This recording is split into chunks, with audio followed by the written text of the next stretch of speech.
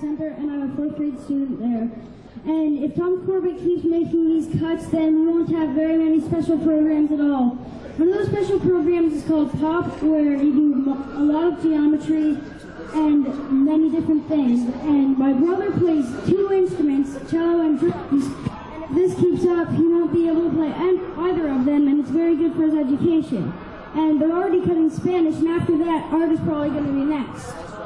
And then, well, if they don't have enough money and they have to cut a teacher, there's already 24 students in an average class, and that's hard for a teacher to handle. And if they have to cut a teacher, there's probably going to be like 30 in each class, and then the teachers are going to go like crazy. That's right.